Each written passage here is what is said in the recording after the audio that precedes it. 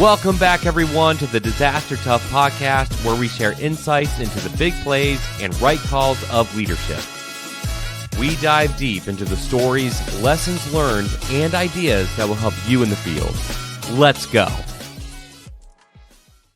Welcome back, everybody, to the Disaster Tough podcast. Oh my gosh, is the world on fire? I don't know. Let's dive into it. So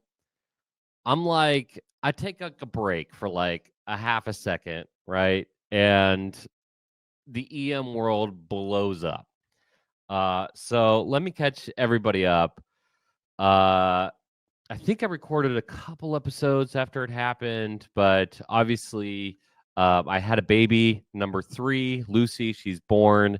She's healthy. She's happy. She smiles. She laughs. And I love being a girl dad. 2 girls, 1 boy now. So living that dream. Big shout out to my superhero wife for leading that charge. But after she was born, several weeks after she was born, my father passed away. It was very peaceful. It was time. His body was failing him, and I could talk about that maybe later. And then we had Die Pop, which was absolutely incredible. Counterterrorism training, leadership training in Colorado. Big shout out to Ampapar and RSET and HQE, Futurity, everybody else who helped make that happen, as well as the incredible students. We'll talk about that. And then got a call to help out with a disaster recovery operation, hazmat, the whole deal is kind of a big deal.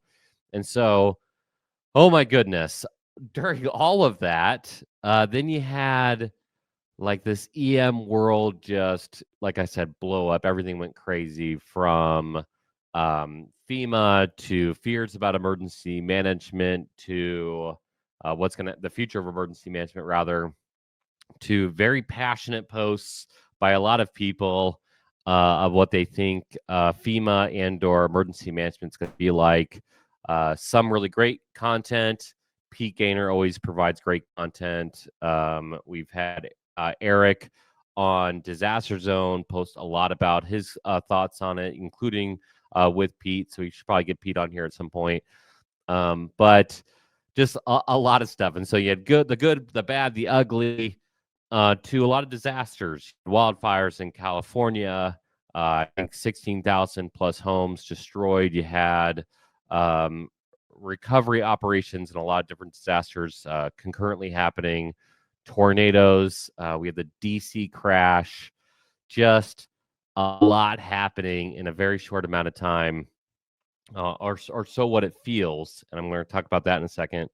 But it made me think, like, does the F in FEMA stand for freak out? Like, it's like the FEMA freak out is happening right now. And like FAA stuff and all this other stuff. So I didn't know to title this episode is The World on Fire or Pump the Brakes, because it's what I really hope we all do, just for like 10 seconds. Pump the brakes. Let's think about what's happening in a strategic way, in a bigger way.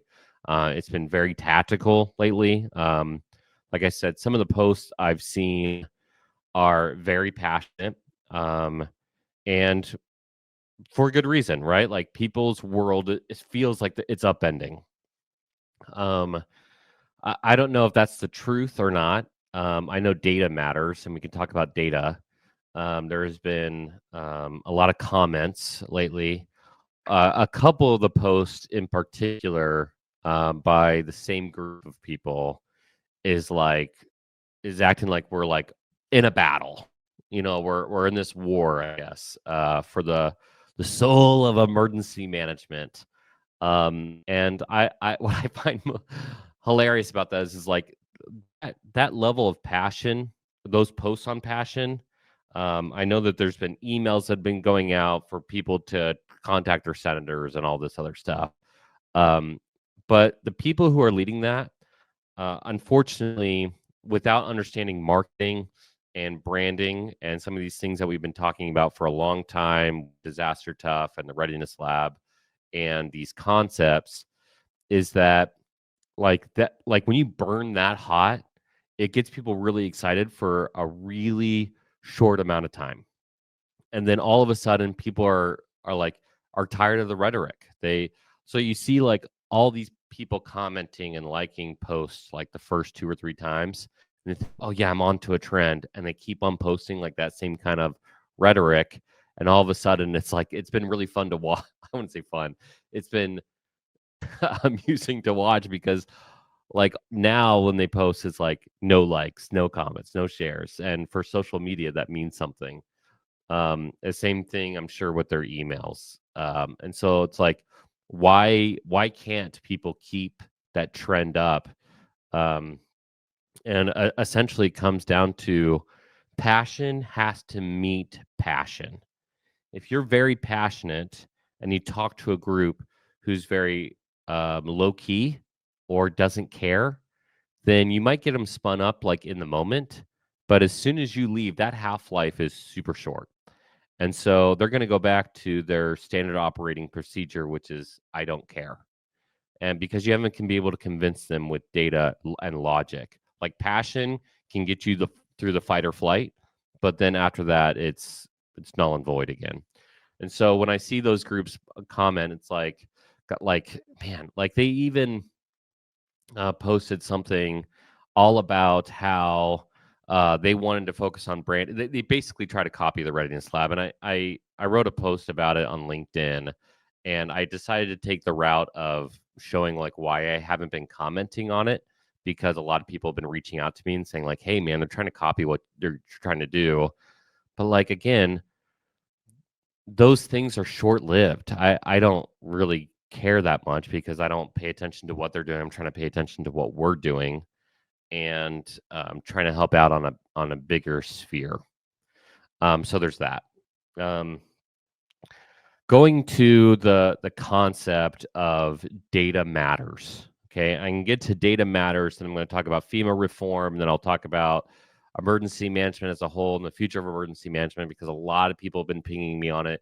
I've been getting it like on every front. I'll show up at a conference, I'll show up at a training, showing up at a disaster, wherever I'm at. People have been asking me about it, and thank you for all the emails I've been getting on it. But again, kind of took a break with all the family stuff happening, the good, the bad, and the ugly. But this is kind of like the catch-all episode. So, is the world on fire? Let's pump the brakes and look at the data. So, I'm going to use the FAA stuff to highlight where we should really be looking at. So, the DC crash happened, and then I think there was another. There was like a Delta airline that flipped over. And so everybody's thinking like, "Oh my gosh, like what is happening with FAA right now? What is happening with airlines? What is happening with the world?" And they need to remember, they, you, me, we all need to remember that in media, 2 equals a trend. I'll say that again. In media, 2 equals a trend. And so if you see these periods of hyper focus on a topic, it's because 2 things have happened, and media is just going to hound on it and hound on it and hound on it, and it brings up this anxiety of oh my gosh, what is happening with X, right? And so if we have 2 big hurricanes in a year, guess what? Every time there's a tropical depression, every time something's happening, we're all going to be talking about hurricanes all the time, and then you have to look at the real data of like what actually happened, right? So going to the airlines and thinking about 2 equals a trend, does it match the actual data? So I pulled up data from 2020, 2021, 2022, 2023, 2024, and 2025. Okay. And I looked at the first quarter of each year. Now, I'm recording this on March 12th. I'm going to post it today. It's not our typical day we post, but I'm going to post this today just to like show you where we're at. So the data is a little skewed for 2025, but I want to see if it matches what you're thinking on the airline industry, if it's much different this year. Big hit, it's not. So I'm not going to restate the year, but here's the number of accidents for each year consecutively, starting with 2020, ending with 2025. 90, 113, 100, 82, 30. That was 2024. So that was a pretty good year, or so it seems. And then 99. Okay. So that's the number of accidents: 90, 113, 100, 82, 30, 99. That's the number of accidents. Let's compare that to the number of fatalities each year. Starting with 2020, 463, 414, 357, 229, 416. 416 is 2024, which only had 30 accidents. And then in 2025, you had 99, and so far 87. And so when we're looking at the data here and we're trying to compare year over year, I'm sorry to say, but things are basically consistent.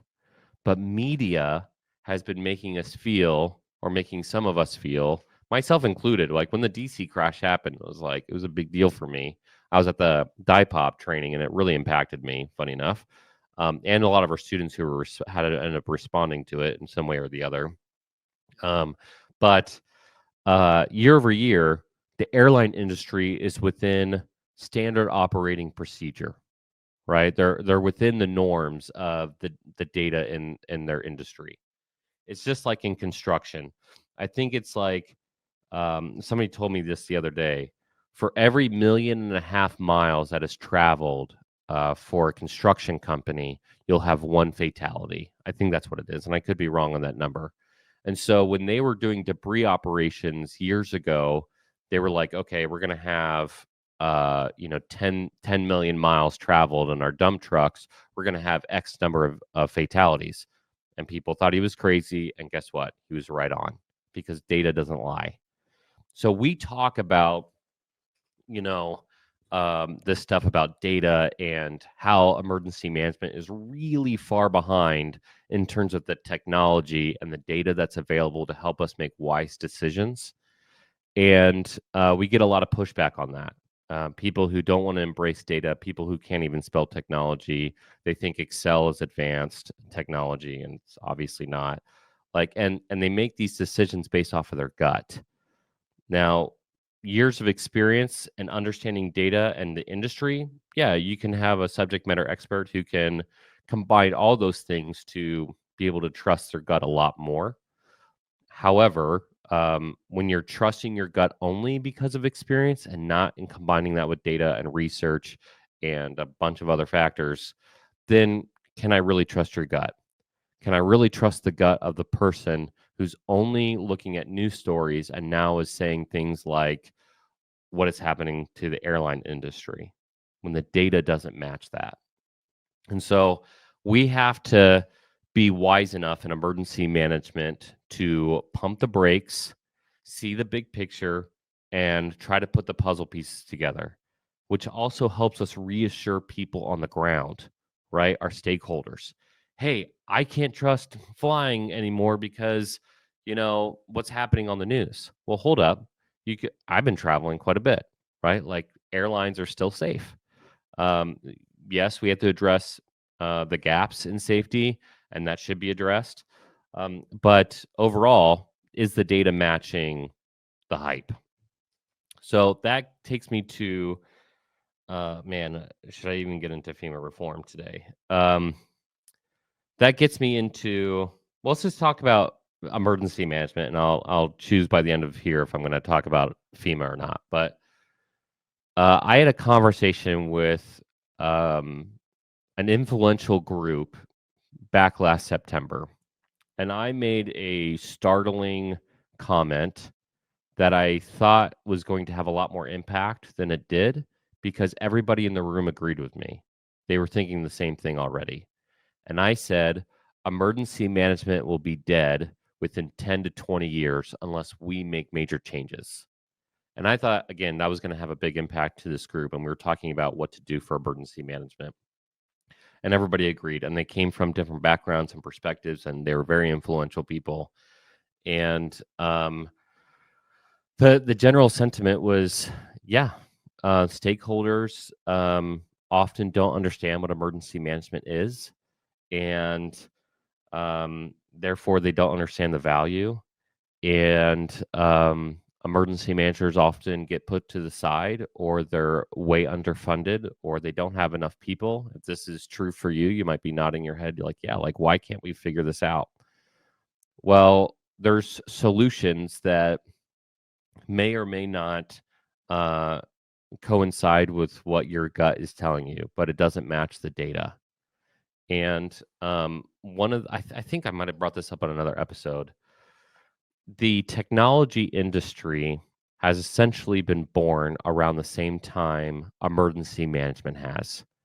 Like, if you look at like how FEMA was organized and the modern emergency manager, modern with a big asterisk because we're really falling behind. Um, the the timeline on those scales is very similar, and yet what has been provided in the technology industry with project management, with standardization, with the degree fields, with concepts of delivery, and you compare that to emergency management, it's grossly different, right? Technology has an image in people's mind. If I say I'm a computer scientist, for example, they have an image of what that looks like. They have standards, they have protocol. Emergency management hasn't been able to match that. And there's a lot of reasons for that. But one of them is that the requirements for the federal government to operate and the requirements for an emergency manager at a hospital, at a school, even at the county level, that's also obviously public sector, they have different requirements, but we all look at the federal government for the baseline because there's true no baseline. Now, if you've been listening to the podcast for a long time, you know that I've had Pete Gaynor, former FEMA administrator, on here. I've had Craig Fugate, former FEMA administrator, on here, and I've had Brock Long on the podcast as well, and as well as Jeff Stern. All really great backgrounds for different perspectives, but they've all said the same thing. FEMA should not set FEMA should not set industry standards for emergency management, right? They've all said that on the show, all been recorded. And why is that? Because FEMA has federal requirements to do X, Y, and Z under laws for response and recovery, even planning phase. If you want to put a big asterisk on that, because mitigation always happens after the fact, because people don't know what they're doing. And that leads to a lot of confusion. It confuses the emergency manager of what they should do. They look at ICS and they say, okay, how do I make ICS work for me when I have an operation of one, right? One person. I'm a fire chief. I'm duties as assigned.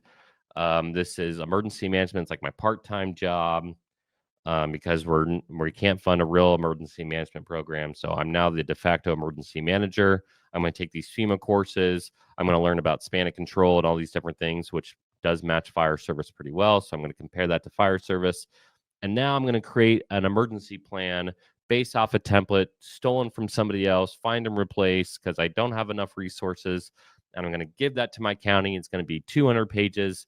And the county's going to say, or the city's going to say, like, great. Like, we can say we have a plan. Nobody's read it. And we're just going to keep doing what we've always done by calling the firefighters to help, or the police officers to help, or the sheriffs to help. How many emergency managers out there report to a fire chief or a police chief or a sheriff, right?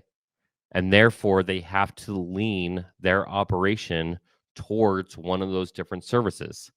If I am working in a school and I'm an SRO, right, a school safety officer, obviously law enforcement, would I want a firefighter to write tactics on responding to an active shooter? No. If I'm a firefighter and I'm writing a plan, would I want a law enforcement guy to tell me how to put out a fire or to do medical?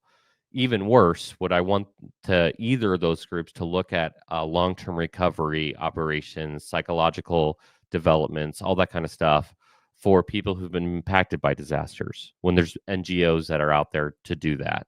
No. right? That doesn't make sense. That's too tactical. That's not the strategic puzzle pieces that an emergency management expert would be phenomenal to help out with. They can do the firefighter piece, they can talk to law enforcement, they can talk to the NGOs, and they can start to say, hey, you add all your pieces together, and now we have a complete operation that we can support all phases in. So that leads to, um, if it's too tactical, we have these problems here, right? So it leads to confusion of the emergency manager, what their role should be. Even if they have it well defined in their mind, they have to lean one way or the other. And then the stakeholder gets confused. What is your point, right? What is the point of operating? I have, let's say, a hospital system with, I don't know, 10 different facilities in there. We have a type 1 facility. We have a research facility where we have partnerships with universities, X, Y, and Z. We have all this stuff.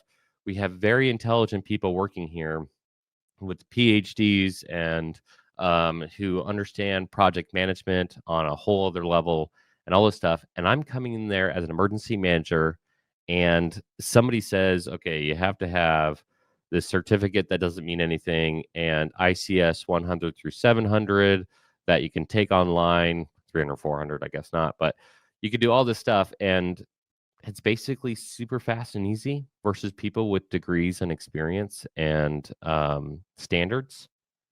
And you walk into a room and you start talking about project management without using the words project management, and they're looking at you like you're an amateur.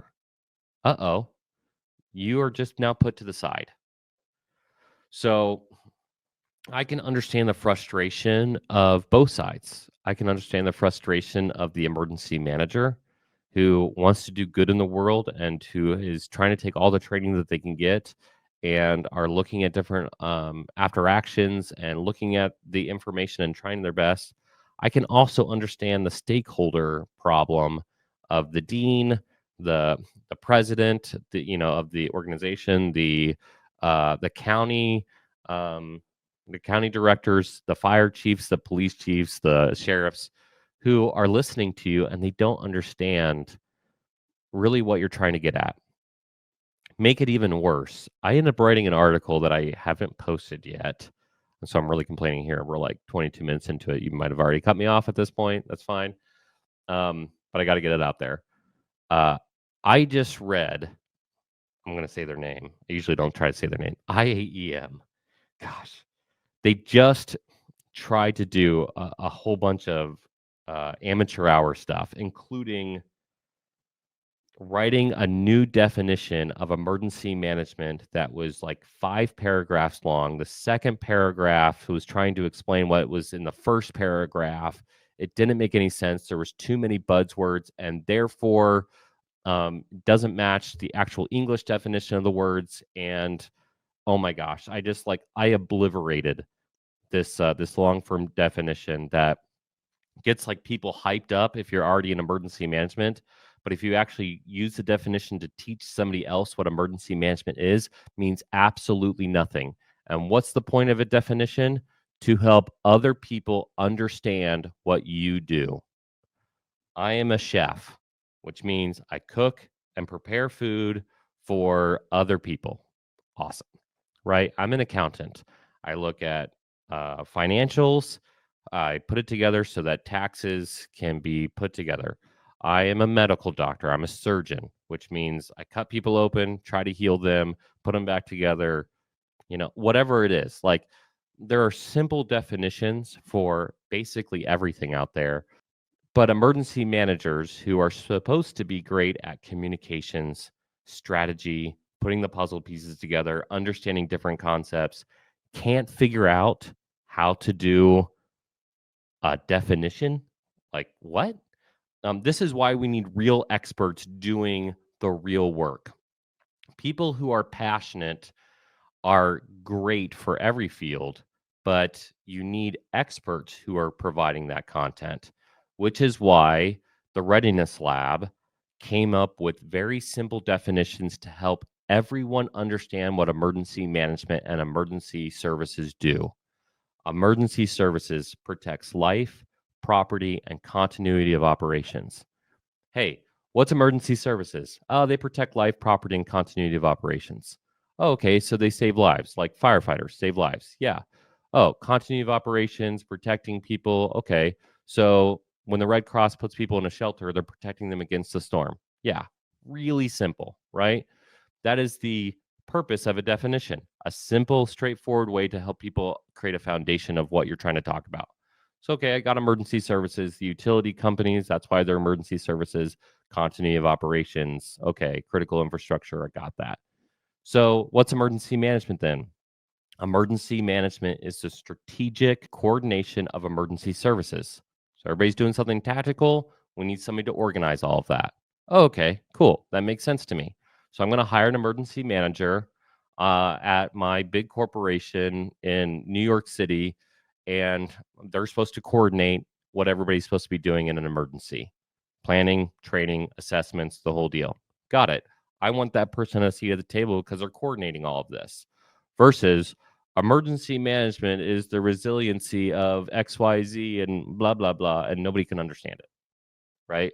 So I would say, suck it to everybody who is not using these definitions because you're confusing them and you're killing the field.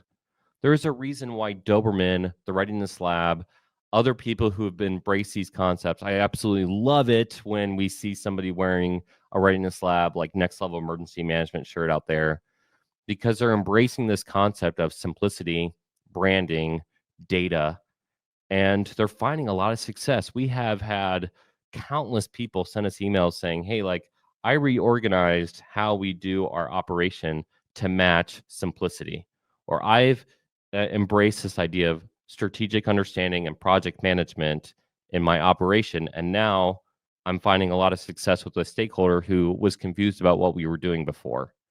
Emergency management is designed for emergencies. It's not just management, it's not business management, it's emergency management. So it's for emergencies. When that whole trend came out of saying emergency manager shouldn't be in response, that sounds ridiculous because it's called emergency management, right? I've been saying this for a long time. So if you don't want emergency management to die, okay, here's the passion statement. Embrace everything that the Readiness Lab is doing. Pull in other stakeholders into our training. Die pop. It's for emergency management, but we invite everybody. We had military, we had uh, medical personnel, we've had fire chiefs, we've had school board administrators come through our class. We've had all these different people who want to understand strategic coordination of emergency services. It's a great leadership course, right? And so they walk out of there saying, okay, there's a point for emergency management. And yet, when I go to an emergency management training, when I've been invited in the past, all I see in there is emergency managers. I don't see any of the stakeholders. And finance admin is always placed to the side. And yet, finance admin is the one that makes disasters happen, right? Disaster response happen, rather, right? Logistics is the other huge one. And when we practice it, everybody uses the bunny ears, right? I feel bad for logisticians who have to do a whole lot and don't get a lot of credit. So, like finance admin and logistics, oh my gosh, like everybody should be thanking them every day for everything that they're trying to coordinate for you behind the scenes, right? Trying to make your operation happen, right? Planning and response doesn't do planning, they do documentation, really. And operations in a response doesn't do operations, they do planning because they have everybody else doing the work. And yet we keep using terms that are confusing people, right? So it is frustrating to see so many great people who are intelligent and excited about the field and want to help out other people and can think strategically fail because they embrace these concepts that are just confusing, led by people who've never done the job. My big call out to you, if you're trying to figure out if I'm legitimate or somebody else is legitimate, if they're calling themselves an expert, is look at their history. Has the person done the job? Is the person doing the job? Steve Johnson, who is the head of counter CBRN for the British Army, who is literally global expert in CBRN, has said a person stops being an expert at the minute they stop learning, the minute they stop doing it. And so he's done the job, but he keeps learning, he keeps growing, and the guy is just phenomenal. He's also one of the most low-key, coolest people you'll ever meet. Walt Lewis, the same way. We've had Walt on here a few times. He's a fire chief. The guy is just off the charts knowledgeable and experienced, also very low key, and he gets it. And he also believes in emergency management, just like Steve does. But again, do these people who are in adjacent fields who believe in emergency management know who they're hiring if they hire an emergency manager to help them out? Is there an expectation of a standard across the board, a generalist, somebody who can put all the data together, who understands the assessments, who understands the cascading impacts, who understands to work the needs of different stakeholders and make sure everybody has a seat at the table in their proper spot, and can delegate accordingly, who can do great project management? Or are they going to get somebody who took an online course for 30 minutes, clicked the buttons as fast as possible, because intuitive anyways, and then called themselves an expert, even though they've never done the job? And when I say do the job, I mean emergency management, not just management. So for all of you who haven't been in a response, who are potentially offended by the idea that, like, well, just because I haven't been in a response, are you saying I'm not an expert?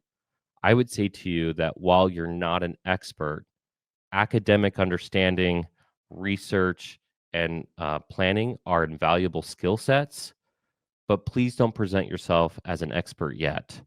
You can still have a great place in the field and let a few experts lead the field. Pete Gaynor, he's an expert. The guy has led at every level of government. He has had adjacent jobs. And after he was FEMA administrator, he went and he volunteered with, oh gosh, who was it? He volunteered with a group in a disaster to put temporary roofing on houses. The guy had already done the job. And now he goes around and he teaches and he's still helping. That's somebody that we should be paying attention to when they say things like, yeah, FEMA needs to make changes. Here's the good, bad, and ugly of those changes. Like, that's somebody I want to listen to. That's somebody I want to learn from. So, oh my gosh, emergency management will be dead in 10 to 20 years if you keep embracing the chaos of disorganization and being led by people who haven't done the job. You will embrace frustration in your life if you do it that way. If you do it the other way, by coming together as an industry, like what Pete's doing with his book. I'm like hyping Pete up a lot this episode, apparently. But Pete is trying to find all the tips and tricks that everybody else is using, quantify and qualify them, and putting together like basically a cheat sheet book style for emergency managers to help them find success. And one of the things that I called out was embrace simplicity, branding, and marketing. And by people who've done branding and marketing. Oh my gosh. Not to like tout me too much, but I teach communications, emergency communications at a university, right? I've been leading this podcast for 6 years now, lead a marketing company. We have graphic designers who work with us, professionals. And then we see people who put together stuff on PowerPoint, or sometimes even worse, use AI to create a crappy image, and they think that is at the same level as a professional looking at it. It's not. So that's where I go with emergency management. Emergency management is strategic coordination of emergency services. You preach that, and 100% of the time, you will get a better reaction than the 5-paragraph buzzword thing that means nothing to anybody else outside the field. So there you go. That's the passion statement. So let's talk about the very hot topic of FEMA reform for a second. Like I said, Eric over Disaster Zone has provided a lot of his commentary on it, his perspective. Pete Gaynor, who is a true expert, has talked about his thoughts on it. Somebody who's seen it all the way from the top, who can talk about it. Other people have talked about it. I made the statement that's been repeated by Brock a few times, that emergency management is dead. Traditional emergency management is dead. We have to embrace this new concept of emergency management, which includes embracing technology in a way that most emergency managers can't comprehend. And that leads to embracing other fields that have figured out how to do these things and learning from them, being teachable so that we can become more efficient. Using that definition of emergency management as strategic coordination of emergency services, the ESFs. Take all the ESFs and put them in a big room, and somebody should coordinate all of that because this stuff gets messy really fast. If you look at it from that perspective, and the Waverly train disaster, I think it was 1978, and the Long Island disaster, the nuclear disaster there, or the power plant disaster. If you look at the concepts of why we needed a federal perspective of emergency management, of protecting the first responder, right? Life-saving, life-sustaining operations. And you look at the span of control now that emergency management has, how many times have you read, have you heard, have you said, just like I have, that the span of control or the span of operations or the scope has always been changing. We still don't know what we're doing. Or we still can't define the scope. And people sometimes like that. And I think they like that because they think that gives them more freedom to do more good. But the reality is that they never get very good at anything because they keep changing what they're focusing on. That might keep their interest, which is great. But when the stakeholder gets involved, it just feels all over the place because they don't know what they're hiring a person for. They don't know what your job is. And ultimately, you can't define it either. So when it comes to FEMA reform, I would say that there are big topics that FEMA can address right now. Again, I'm just going to keep it on the strategic level. They need to figure out this budget issue. Multiple FEMA administrators have brought it up. Multiple have testified in front of Congress about it. So there is a funding problem, and where the funding comes from and how the funding gets allocated. With 80% of disasters being $8 million or less requirements from the state. In the state budget, that's basically nothing. So why are states even putting out a declaration for that? We need to look at that and how the NFPA and how the Stafford Act and how some of these other PCMRA, how some of these laws are impacting how states think they can operate. Okay. Because multiple people have talked about it on multiple or both sides of the aisle, I think that's fair to say. It's like we should look at that process. So budgeting is an issue.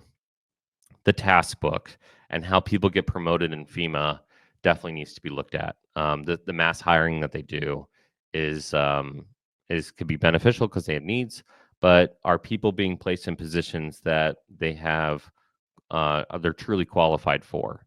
And how is that qualification process happening? I know some really great people who have looked at that inside of FEMA and have tried to make great strides in that. But we need to continue looking at that. Technology, as I've called out before, FEMA is so far behind the 8 ball. It is scary stupid. I think gross negligent at this point. And how they hand out those task orders to other groups who don't really know what the data they're trying to capture, and therefore slowing down the process. I think that's adding a lot of waste. The deployment process, oh my gosh, you don't have to dig very far to see there's a lot of waste in the amount of money that we're spending on travel, per diem, personnel hours, the long hours, burning people out. Just the deployment process in general is not conducive to great operational tempo.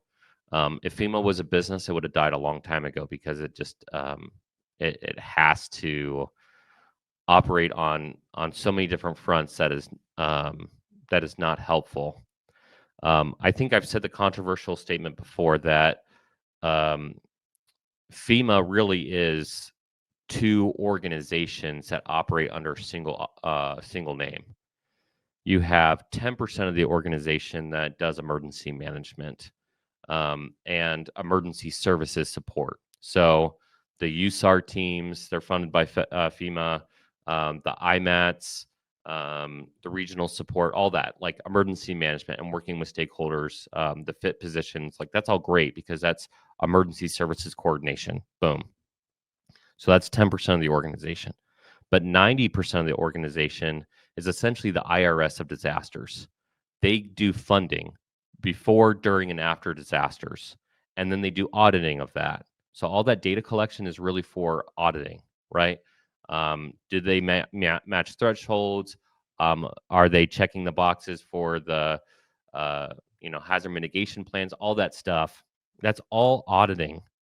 And so when people go to FEMA, they don't really know what FEMA does because they're looking at the IRS of disasters, and then they look at these other resources like the USAR teams and the IMATs. They're like, okay, like how is this like how is this happening? This is confusing. And if it's confusing outside, it's definitely confusing on the inside. And people want to keep their jobs, and so any program that gets started up, you think they want to kill that program? Absolutely not, because that it could impact your life, right? And so um, the strategic oversight of that is poorly run. And unfortunately, I won't say any companies, but I've had friends work at each. I should. I want to make sure I say this right. I've had friends work at multiple different companies who have been hired to look at how FEMA operates and have been specifically told, do not call out gaps, do not call out these things in strong language because we want to keep the contract. I have no loyalty to those companies, and quite frankly, they can go pound sand for doing that because they're not helping anybody out. And at the same time, FEMA is not helping itself out. You shouldn't blame the company because if the company knows that, they have an expectation of how you operate because you don't want to be offended by somebody saying this is poorly run, and you've become now too political of an organization, and you're making the wrong choices, and you're spending a lot of money where you shouldn't be spending money, and a lot of time where you shouldn't be spending time. And by the way, you don't have expertise to do these things. They're not going to call those out.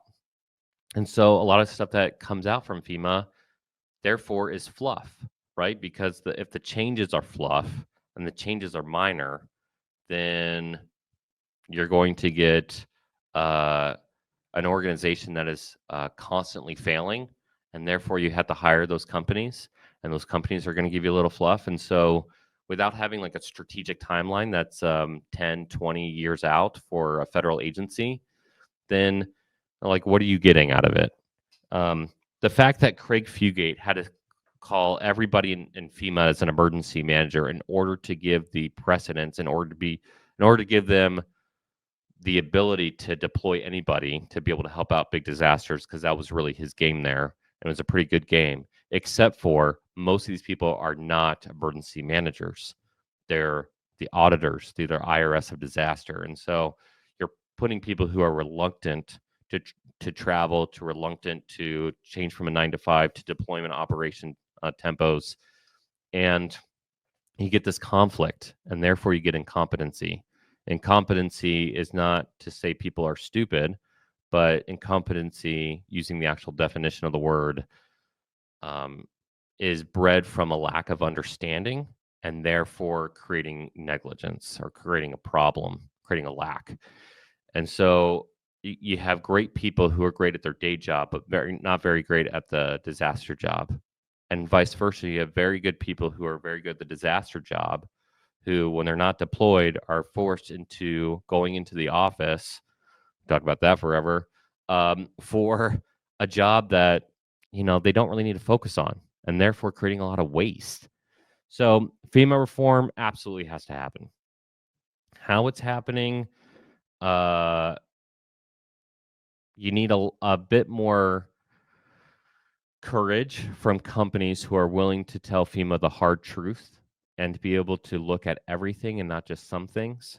And you need an organization that's also brave enough to be able to accept that information and be willing to do something about it. And not just like the hard truth, like good, bad, and ugly.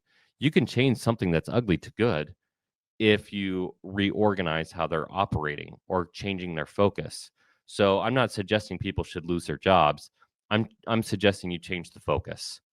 And most controversial statement of the day is, in a perfect world, you'd actually separate FEMA into two organizations, allow the one organization to focus on IRS of disasters and allow another organization to just solely focus on emergency management.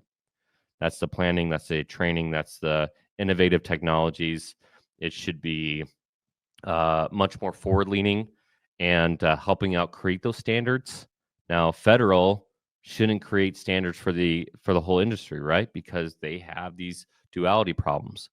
But if they were segregated, and now you're just looking at best practice, now you're talking about something cool. Now you're talking about EMI or uh, the uh, the university now. I think that EMI is still operating under that. But if you're looking at creating standards and helping out the field and strategic coordination, now you're onto something cool. And at the same time, focusing on branding and marketing. And quite frankly, I think the Readiness Lab has figured it out, and people who have embraced it are doing great. And people who haven't, well, keep using your PowerPoint and AI stuff, and it'll be hot for 3 seconds and then it'll fade away, just like everything else. So that's my kind of hot take on the whole thing. That's me saying pump the brakes. I know it doesn't sound like pumping the brakes, but the pumping the brakes means focusing on data, looking at long-term trends, having enough courage in your own organization to look at where the waste is and figure out how to organize yourself. That includes a FEMA or anybody else.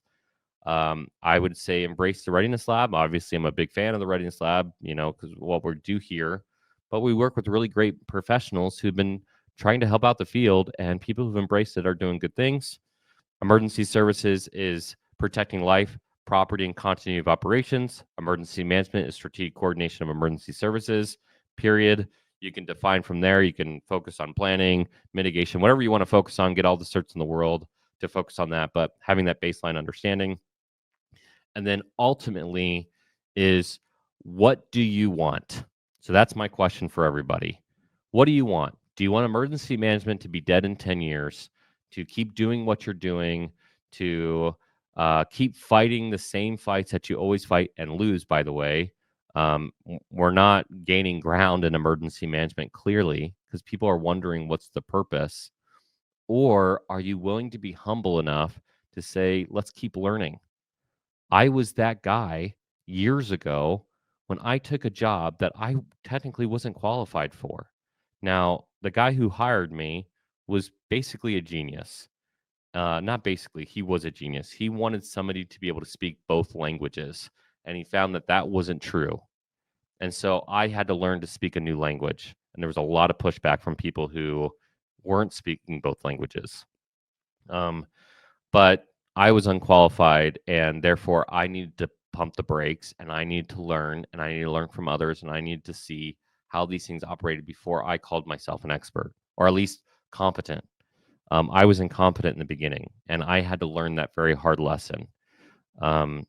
And I wanted to learn that lesson because I wanted to be successful. What do you want? Do you want to be successful? Do you want to see this field expand? Do you want to see it help people? Do you want to be more influential? Do you want people to be relieved when you walk into the room? Oh, man, thank goodness they're here. Or do you want somebody to go, oh, we have to have a plan? How many times have you heard that? We want to do an exercise. How much is that going to cost? Right? The like that depressing experience is not something you want. So embrace new things. The world's not on fire, even if it is on fire sometimes, literally. Look at the data, and don't do the FEMA freak out. It's going to be okay. There's really great people out there. Be calm, be cool, be the person that people want to call, and you'll find that you can do great things. That has worked out really well for us in our group, and other people who've embraced that have found a lot of success. And so I hope that you're successful. I hope that you can, you know, if not believe me, just look at the data. I think it's starting to speak for itself.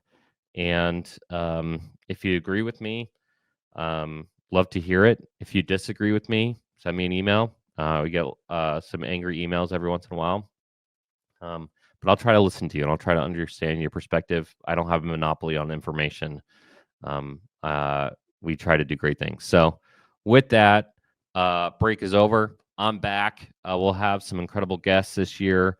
Oh my gosh, the person who was scheduling all of our guests last year, she took another job. I think about her help every single day. But we'll find great people. We've had a lot of great people reach out to us for podcasts this year. And yeah, like I said, break's over. Let's podcast. See ya.